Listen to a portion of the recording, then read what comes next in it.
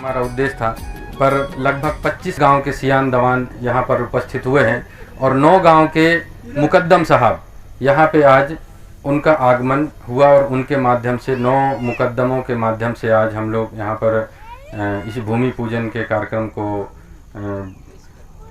जो अभी आप सब लोगों के बीच भूमि पूजन का कार्यक्रम हुआ तो हमारे मुखिया मुकद्दमों के हिसाब से हुआ। आज मैं आप सब लोगों के बीच इस भूमि पूजन के अवसर पर पुरखा व्यवस्था इसके संबंध में आप सब लोगों के बीच में अपना विषय रख रहे हूँ और यह चीज़ मुझसे बेहतर आप सब लोग जो इस बात को सुन रहे हैं, जान रहे हैं, आप सब लोग इस व्यवस्था को बहुत अच्छे से जाना था। आज लगभग आज से 10-15 दिन पहले एक बसनिया बांध जो यहाँ पे नीचे एक बांध बनने वाले हैं और वो बांध के विरोध में लगभग 12 खेरों के मुकद्दम वहाँ पे बैठे रहे और उसमें मतलब मुझको भी बुलाया गया है। तो उस दिन जाते समय मैं सोचा कि यार अब मुकद्दमन के बीच जा रहे हैं तो कम से कम कुछ तैयारी और कुछ अध्ययन करके मैं जाऊँ। तो हमारे मुकद्दमी व्यवस्था जो भारत के संविधान के 13(3) काम है, जो रूढ़ी और प्रथा के रूप में जिसको अंकित किया गया है, उसको मैं थोड़ी देर पढ़ के गया और पढ़ने के बाद मेरे मन में प्रेरणा जागी कि क्यों ना हम आज के इस भूमि पूजन के दिन 52 खेरों के मुकद्दमों को हम सब लोग जोड़ें। एक पहल है, एक प्रयास है कि हम उस पुरखा व्यवस्था को हम सब लोग पुनः जीवित करें। आप सब लोग मुकद्दमों को बुलाने का यही उद्देश्य था कि 52 खेरों के जब मुकद्दम यहाँ जुड़ेंगे, आपस में एक दूसरे से बातचीत करेंगे, चर्चा करेंगे और आज उस पुरानी पुरखा व्यवस्था को, मुकद्दमी व्यवस्था, पटेली व्यवस्था को जिंदा रखने के लिए और उसको पुनर्जीवित करने के लिए हम सगा समाज के बीच एक मांदी हो, संगोष्ठी हो और चर्चा हो और उसको हम सब लोग आगे बढ़ाएं। कहते हैं कि जो कौम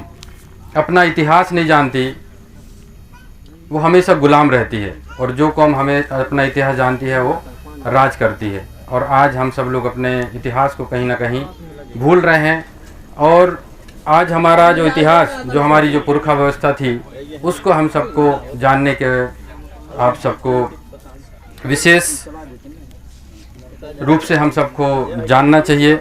हम लगभग मैं 10-12 गांव मुकद्दम साहब लोग से पास गए हूँ, वहाँ मिले, उनसे बातचीत किए और बातचीत के दौरान उन सबको हम बताए और उससे पहले कि वो सब जानते थे, आप हम सब लोग जान रहे हैं कि आज से लगभग 30 साल पहले तक हमारे गांव और हमारे क्षेत्र में मुकद्दमी और पटेली व्यवस्था थी।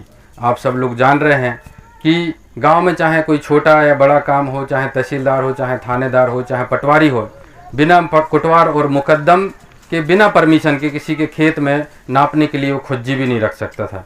लेकिन आज परिस्थितियां और ये सब सारी चीज़ें विपरीत हैं। जबकि ये सब हम जान रहे हैं कि उस समय का जो मुकद्दम था वो तो अपड़ा आदमी रहा है, वो तो पढ़न लिखन भी नहीं जानत रहा है, उसको तो अंगूठा छाप रहा है, दस्तखत करन भी नहीं जानत रहा है। लेकिन जो प्रशासनिक अधिकारी थे, चाहे वो थानेदार हो, चाहे तहसीलदार हो, चाहे पटवारी हो, वो परीक्षा पास करके आए थे। बावजूद इसके भी वो लोग बिना मुकद्दम के, परमिशन के, बिना उनके इजाज़त के कोई भी कार्रवाई उस गांव में नहीं करते थे। ये सब आप सब लोग बहुत अच्छे से इस चीज़ को जानते हैं। आखिर वो इस चीज़ को क्यों नहीं करते थे? क्योंकि आप हम सब लोग शायद आज देश में हम लोग 74वां संविधान दिवस पिछली बार ये 2023 को मनाए। 26 जनवरी 1950 को हमारे देश में संविधान लागू हुआ और संविधान जब लागू हुआ तो हम सब लोग हर 26 जनवरी को अपने अपने गांव में जो हमारी शालाएं होती हैं वहां पर इकट्ठे होते हैं। अब वहां इकट्ठे होकर एक रैली भी निकलती है, उसमें हम सब लोग एक नारा लगाते हैं कि गणतंत्र दिवस अमर रहे, गणतंत्र दिवस अमर रहे। अब लेकिन गणतंत्र के अर्थ को कितने हम सब लोगों ने समझा है। गण मतलब जनता और तंत्र मतलब शासन, मतलब उस दिन जनता का शासन हमारे देश में लागू हुआ था। लेकिन आज 74 साल हो गए, हम सब में से कितने ऐसे लोग होंगे जो संविधान को जानने की कोशिश करे हो कि या कहो चिड़िया आए, कि कोई पक्षी आए, कि कोई जंतु आए, या कोई कौन सी चीज़ आए, आखिर संविधान जो उस दिन लागू हो रहा है। लेकिन एक सोचने वाली बात है कि हम लोग खुद से जानने की कोशिश भी नहीं करे हैं। और जो जितने भी लोग जब से 1947 से स्वतंत्रता के बाद जब से संविधान लागू हुई, उसके बाद हमारे दिमाग में एक चीज़ फिक्स कर दे गई कि 26 जनवरी आखिर क्या हुआ है। 26 जनवरी सिर्फ इतना कार्यक्रम है कि आपके गांव में कोई शासकीय शाला है या कोई विद्यालय है, वहाँ पे आपके लड़के बच्चे, हमारे जो बच्चे हैं वो थोड़ा बहुत नाच गाना भाषणबाजी अपना जो कुछ भी है अपना बताए। हमारे जैसे हो सकता है कि कोई जनप्रतिनिधि आए, 2-4 बात बोले और इसके बाद मिठाई खाओ और घर जाओ। 74 सालों से लगभग यही काम चल रहा है। 26 जनवरी में सिर्फ यही शेड्यूल है और आज तक हम लोग उस चीज़ को नहीं जाने कि आखिर संविधान है क्या। और गणतंत्र, जो गणतंत्र का मंत्र है, गणतंत्र का मंत्र यही भारत का संविधान है। और इसी संविधान में इस संविधान के अनुच्छेद 13(3) का में ये लिखा है, मैं आपको अक्षर से वो लिखा हुआ पढ़ के सुना रहा हूँ। विशेष रूप से जो हमारे मुकद्दम साहब हैं और जो गांव के जो सियान लोग हैं, जो इस चीज़ को जिन लोगों ने उस ज़िंदगी को जिया है, जिन लोगों ने उस ज़िंदगी को देखा है, जिन लोगों ने उस चीज़ को महसूस किया है कि किसी गांव में चाहे थानेदार हो, चाहे तहसीलदार हो, चाहे पटवारी हो, घुसने से पहले सबसे पहले परमिशन और इजाज़त मुकद्दम की लेता था। वो क्यों लेता था? हम लोग सोचे कि अब धीरे धीरे चीज़ें ख़त्म हो गई, वो ऐसा नहीं है। वो इसलिए लेता था क्योंकि इस भारत के संविधान के आर्टिकल 13(3) का में यह लिखा है कि इस संविधान के 13(3) का में लिखा है कि विधि के अंतर्गत भारत के राज्य क्षेत्र में विधि का बल रखने वाला अध्यादेश, आदेश, उपविधि, नियम, विनियम, अधिसूचना और 2 शब्दों में एक चीज़ लिखा है, रूढ़ी या प्रथा है। मतलब विधि के अंतर्गत, मतलब कानून का अगर कोई इस देश में बल रखने वाला है तो वो अध्यादेश है, जो हमारे राष्ट्रपति जो उनके माध्यम से जो लागू होता है, कोई आदेश जो सरकार निकालती है, कोई नियम विधिनियम जो हमारे राज्य शासन या केंद्र शासन निकालती है। और उसके अलावा विधि का अगर किसी को बल प्राप्त है तो वो है रूढ़ी या प्रथा, जो हमारा कस्टम और सिस्टम है, जो हमारा मुकद्दमी पटेली प्रथा थी। मुकद्दमी और पटेली प्रथा सिर्फ आदिवासियों में नहीं थी, सिर्फ आदिवासी लोग रहते थे वहाँ नहीं थी। हमारे पटेरा हो गया, परड़िया हो गया, मेली, हर जितने भी गांव हैं जो 5वीं अनुसूची क्षेत्र में आते थे, हर गांव में यह मुकद्दमी पटेली व्यवस्था थी। और वहाँ का मुकद्दम कोई ज़रूरी नहीं था कि वहाँ का मुकद्दम कोई आदिवासी हो, वहाँ का मुकद्दम कोई गौड़ हो। आज हमारे बीच में सम्माननीय मुकद्दम साहब राधे लाल यादव जी बैठे हैं, जो खमरिया के हैं। हमारे भारत लाल सिंगरोरे जी जो पटेहरा के थे, उनको भी हमने आमंत्रण दिया था, लेकिन हो सकता है किसी कारणवश वो आज यहाँ पर नहीं आ पाए। तो एक चीज़ जो यहाँ पर लिखा है कि इस देश में विधि का बल रखने वाला कौन है, इन सब के अलावा, जो अध्यादेश, नियम और विनियम के अलावा जो हमारा विधि का बल रखने वाला कौन था, हमारी रूढ़ी या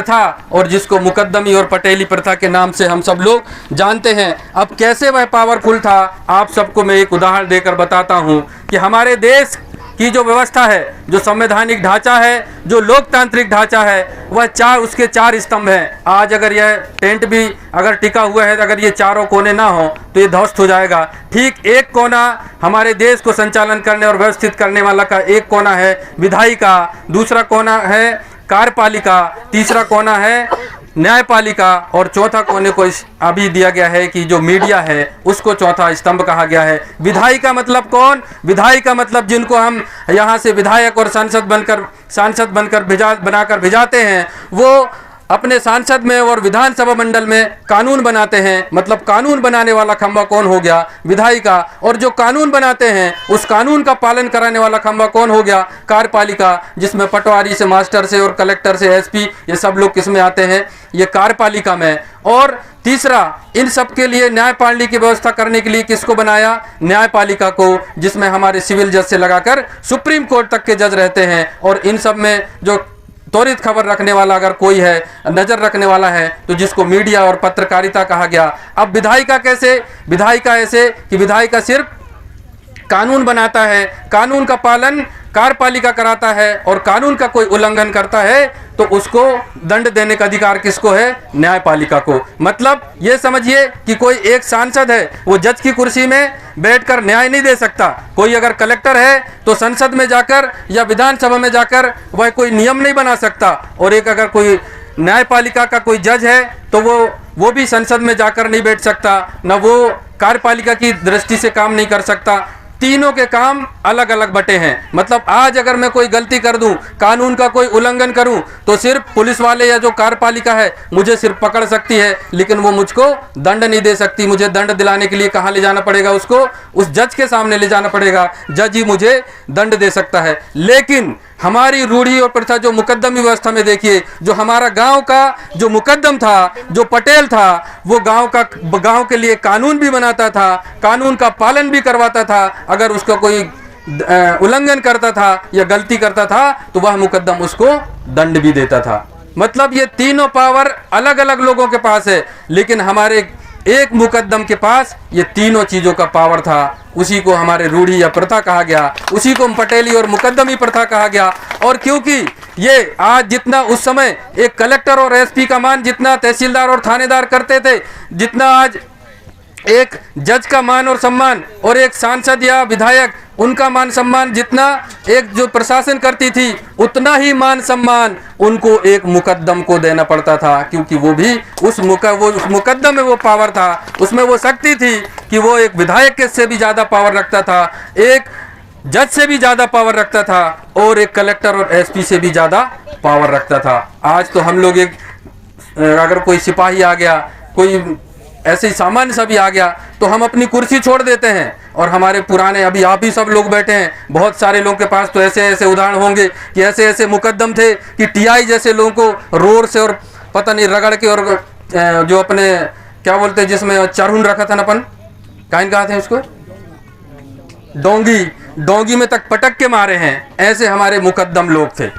उस मुकद्दम और पटेली व्यवस्था को आज मैं समझता हूँ कि हमारे कल्चर को बचाने के लिए, हमारे गांव को बचाने के लिए, हमारे समाज को बचाने के लिए अगर कोई रास्ता है तो वो है सिर्फ एक ही रास्ता, और वो है सिर्फ मुकद्दमी और पटेली व्यवस्था। उस व्यवस्था को हम सबको पुनर्जीवित करना पड़ेगा। उसको अगर हम सब लोगों ने पुनर्जीवित नहीं किया, अपने इतिहास को नहीं बचाया, अपनी पुरखा व्यवस्था को नहीं बचाया, अपनी पुरखा संस्कृति को नहीं बचाया, तो ये मान के चलिए कि हमको आने वाली अपनी जो पीढ़ी है उसको देने के लिए हमारे पास कुछ नहीं रहेगा। ना हम उसको सुरक्षा दे पाएंगे, ना व्यवस्था दे पाएंगे, हम उसको कुछ नहीं दे सकते। आज 52 खेरों के मुकद्दमों को यहाँ बिठाने का मात्र यही उद्देश्य था कि हमारे जो मुकद्दम साहब हैं, क्योंकि एक बात है साथियों, आज जिस जमीन पर बैठे हैं यहाँ पर संघर्ष करके बैठे हैं, लेकिन मेरा ऐसा मानना है अपनी जिंदगी जीना तो अलग बात, लेकिन जहाँ पर अगर स्वाभिमान और हमारे अधिकारों की बात आए वहाँ पर हमको डटकर लड़ना चाहिए, खड़े रहना चाहिए। इसलिए आज हमारे मुकद्दम साहिबान और आप सभी सियान दवानों के ऊपर ये जिम्मेदारी है कि जो हमारा अधिकार है, जो हमारा स्वाभिमान है, जिसको लगातार छीना जा रहा है, जिसका लगातार कम किया जा रहा है, उस अधिकार को बचाने के लिए, उस स्वाभिमान की लड़ाई लड़ने के लिए हम सबको खड़े होने की आज आवश्यकता है। और इस चीज़ को अगर नहीं बचाए तो यकीन मानिए 10 साल बाद देखना हमारे समाज, और हमारे सिर्फ समाज की बात नहीं कर रहा हूँ क्योंकि इस क्षेत्र में सिर्फ एक जाति या एक समाज का व्यक्ति नहीं रहता, जितने जात और जितने समाज के व्यक्ति रहते हैं उन सबको इस चीज़ का खामियाजा भुगतना पड़ेगा। ये आप तय मानिए। आप हम सब लोग जान रहे हैं कि उससे पहले जब मुकद्दमी और पटेली व्यवस्था थी, आज सरकार शासन व्यवस्था कर रही है, डिजिटल इंडिया है, बहुत सारी इंडिया है, कितने सारे लोग परेशान हैं। आप सब लोग जिस समय मुकद्दमी और पटेली व्यवस्था थी बहुत सारे चीज़ सुकून से जीते थे, लेकिन आप सब लोग जान रहे हैं कि जब से 1993 में जब हमारे इस क्षेत्र में क्या आया, एक आया पंचायती राज व्यवस्था आई, और पंचायती राज व्यवस्था जैसे जैसे आती है, जैसे धीरे से एक सरपंच बनता है, हमारी जो मुकद्दमी व्यवस्था धीरे धीरे कम होती है। उसके बाद पेशा एक्ट लाया गया, एक्सटेंशन किया गया 1996 में, आज एक नया पेशा एक्ट लाया गया। हो सकता है कि मैं गलत हूं, लेकिन जहां तक मेरा आकलन है कि नया पेशा एक्ट लाया गया, नया पेशा एक्ट लाया गया। और उसके पहले भी जो पेशा एक्ट लाया गया, पेशा एक्ट में क्या कहा गया कि पेशा एक्ट में हर गांव में एक अध्यक्ष बनाया जाएगा, सचिव बनाया जाएगा, एक समिति बनाई गई। आप सोचिए, जब पेशा एक्ट के तहत एक अलग से अध्यक्ष बनाया गया, समितियां बनाई गई, तो हमारा जब नया सिरे से आपने पेशा एक्ट के तहत अध्यक्ष बना दिया गया, तो हमारा मूल जो व्यवस्था है, जो हमारा डूठा था, वो मुकद्दम कहाँ जाएगा, उसकी ताकत कहाँ जाएगी, उसका पावर कहाँ जाएगा। इस बात को सोचने की आप सबको आवश्यकता है। एक चीज़ और आप मैं सबसे कहना चाहता हूँ, जिस दिन मैं वहाँ पे बसनिया जा रहा था, उससे पहले इस किताब को मैंने पढ़ा था और 13-3 का को भी पढ़ा, लेकिन उसके पहले मैंने 13-2 को नहीं पढ़ा। 13-2 को मैं उस दिन पढ़ा तो 13-2 में ये कहा गया, 13-2 में ये लिखा है कि राज्य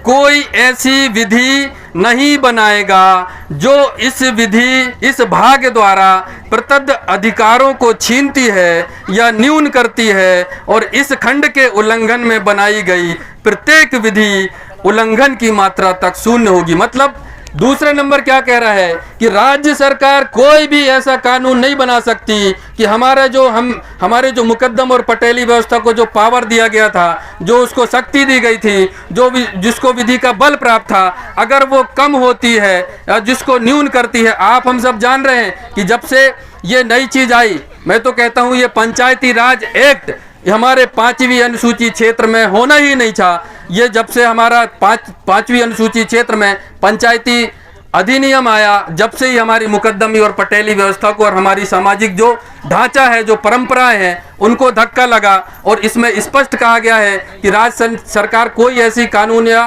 कोई ऐसा विधि नहीं बना सकता कि हमारे कस्टम और सिस्टम को किसी भी प्रकार से उसके पावर को कम करता है या न्यून करता है। अब आप बताएं कि नए सिरे से पेशा एक्ट लागू हुआ और उसके पहले भी जो पेशा एक्ट हुआ और उसके पहले तो सरपंच बनाया गया, तो हमारा मुकद्दम कमजोर हुआ कि नहीं? कमजोर हुआ। पेशा एक्ट के तहत अध्यक्ष बनाया गया तो कमजोर हुआ कि नहीं?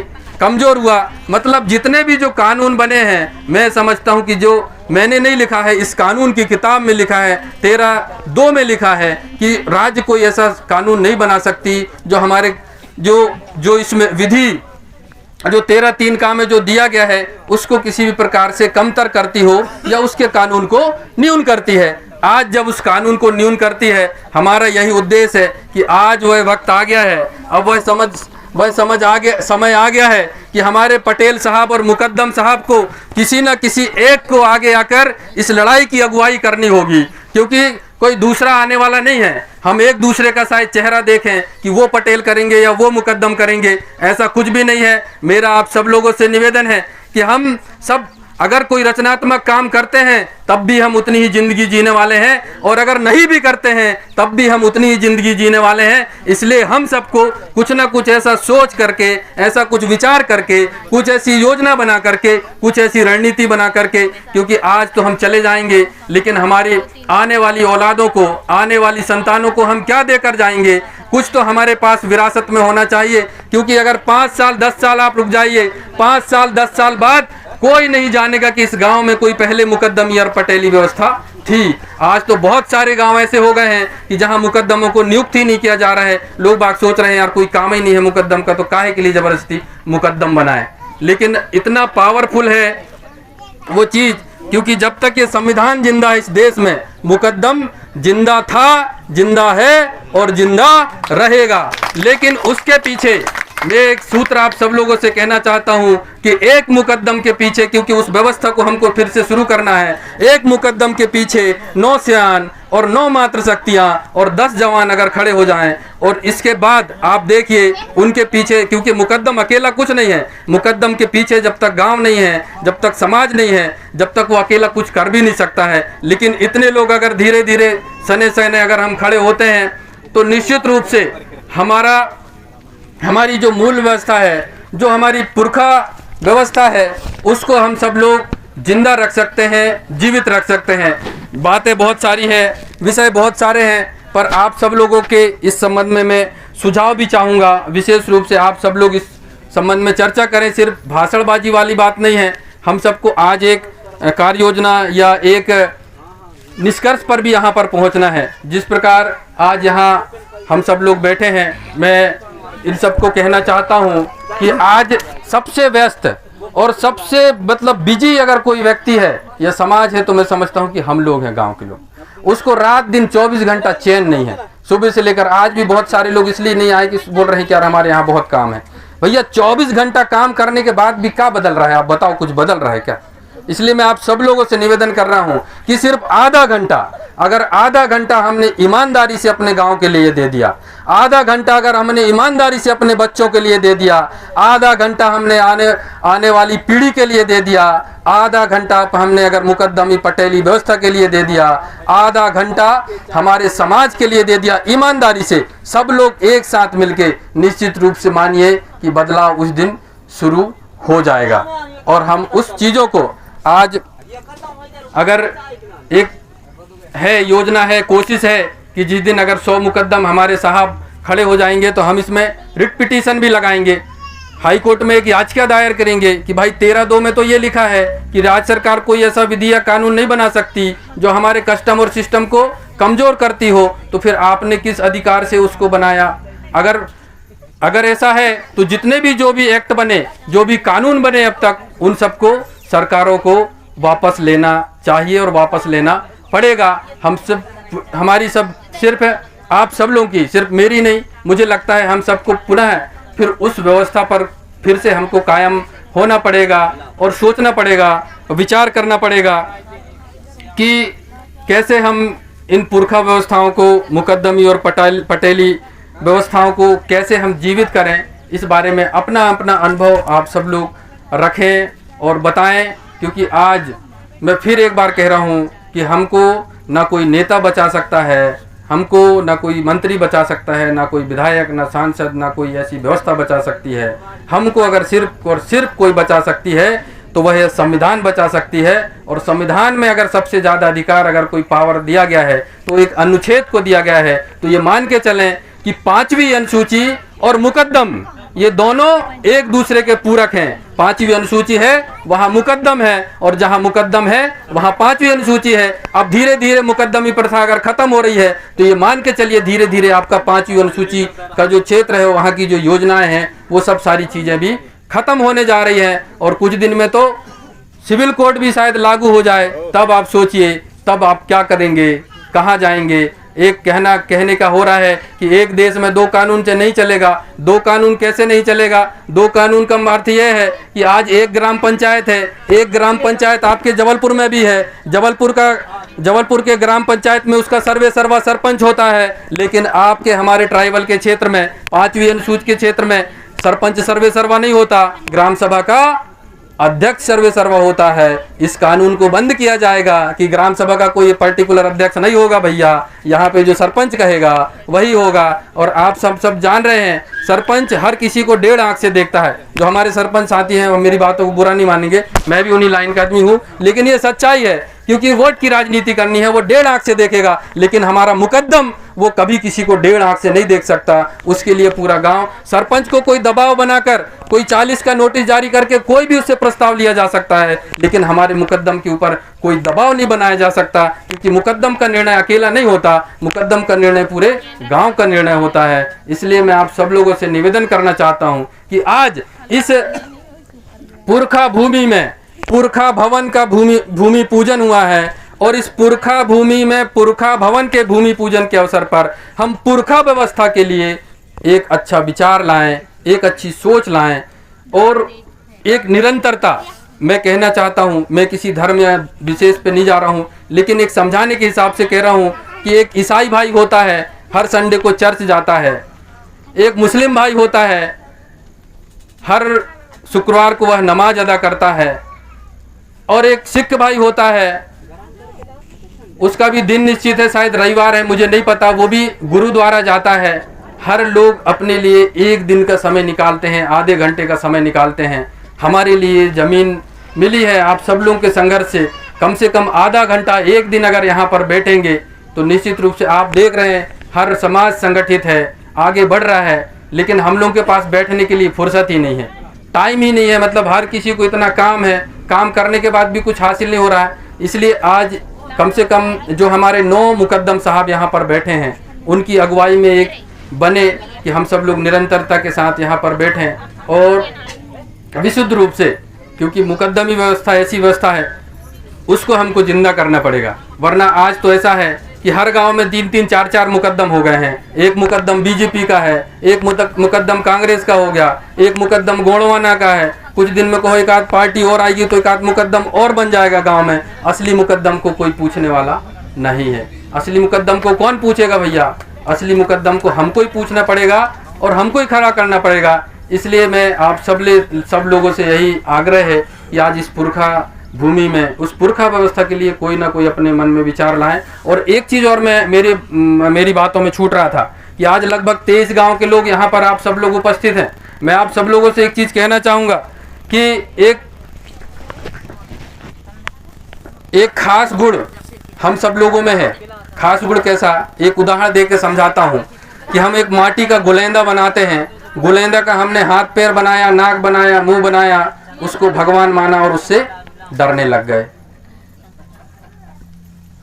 ठीक वैसे ही लोकतांत्रिक व्यवस्था में भी आप लोग अपना मत देते हैं, वोट देते हैं, हम जैसे लोगों को बनाते हैं और हम ही से आप लोग डरने भी लगते हैं। इस बात को, अपने मन से इस भय को निकालिए। बहुत सारे लोगों के पास फोन होता है, नंबर होता है, कोई फोन नहीं करता कि यार कब, हाँ इंतजार, हाँ अब चुनाव हो दाओ अब आई। इसलिए मैं आप सब लोगों से एक चीज कह रहा हूँ कि हर गांव में आप सब लोग जाएं, बैठें, 3 महीना में, 4 महीना में, साल में कम से कम चार आप डेट डिसाइड कर लो, या महीना में पहली बार आप लोग एक ऐसा गांव बैठक होती तो गांव सलाह करो और पंच से लेके सांसद तक हो बुलवाओ अपने बीच में। तो आप लोगों के सेवकान, नौकरान हम लोग, अगर नौकर को काम ना अड़ाना है तो नौकर तो सोई ही चे ना, चुप्पई। तो इसलिए कान पकड़ो, कान खींचो और कम से कम गांव में अगर हो सकता है विधायक जी, सांसद जी, उनका क्षेत्र बड़ा है तो कोई ना कोई एक आध तो अपना प्रतिनिधि भेजेंगे। वो बोलेगा कि पंच राजा मैं आया हूँ फलाने की तरफ से, जो कुछ भी है आप लोग मुझको बता सकते हो। लेकिन 4 बार अगर बैठक रखने तो मैं कहा तो ईमानदारी से 4 बार में 1 बार विधायक और सांसद कुछ सोचने पड़ी कि मैं हर बार अपने प्रतिनिधि नहीं भेजा सकूं, एक बार मुझको खुद ही उनके सामने जाने पड़ी। और इसलिए आप सब लोग ये नियम बनाएं, किसी ना किसी को पहल करने पड़ी है चीज़ के, किसी ना किसी को पहल करना पड़ेगा कि हम गांव में बैठे कि अरे नहीं यार, अरे काहे न होई, जैसे इतना ही बैठे हैं। आजकल तो मौका लगाते कि हर कोई 10-20 रुपया के राजश्री खाए च रहे गाँव में।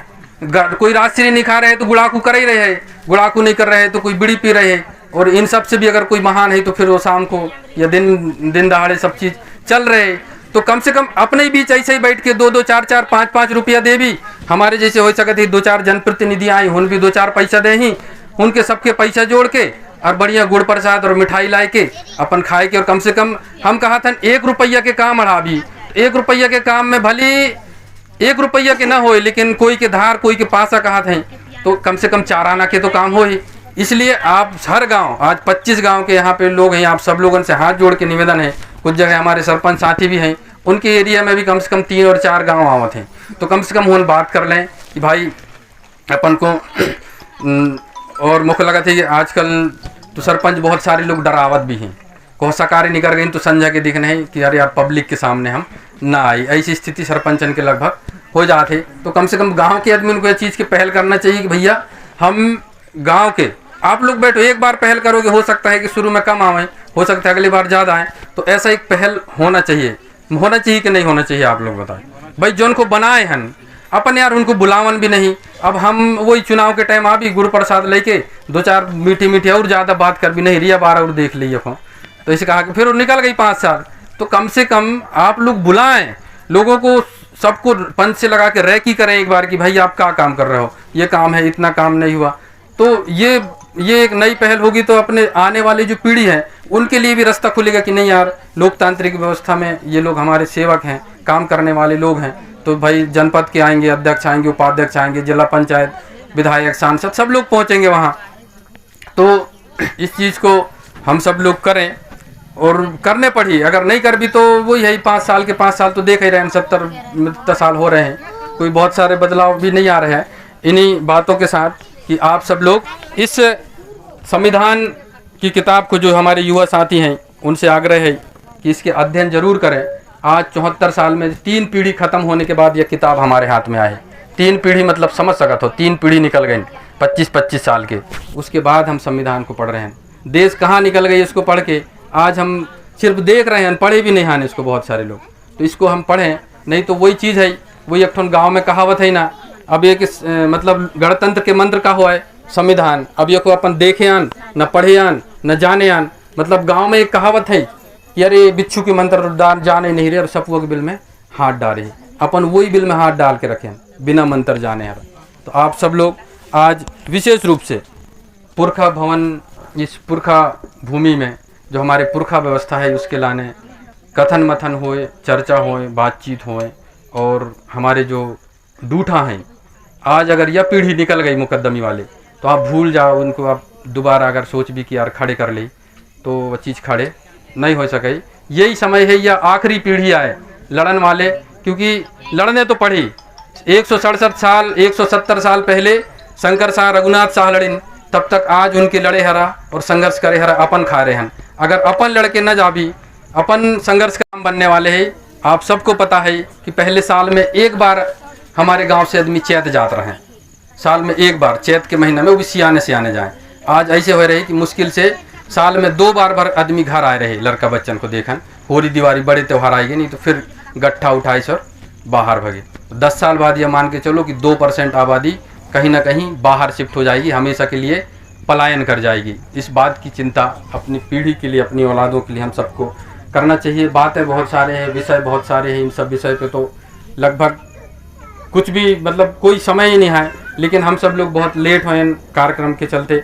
लेकिन आज मैं चाह रहा हूँ कि जो हमारे मुकद्दम साहब हैं उनके तरफ से एक आए, वो लोग 2-4 शब्द अपने बोलें, और कुछ हमारे बैठे हैं जो प्रमुख लोग वो अपनी बात रखें, और इसके बाद स्वल्पाहार, और स्वल्पाहार के बाद इस का समापन।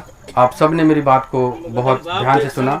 आप सबके लिए, आपके सबकी श्री चरणों में मैं कोटि कोटि नतमस्तक सेवा जोहार करता हूँ।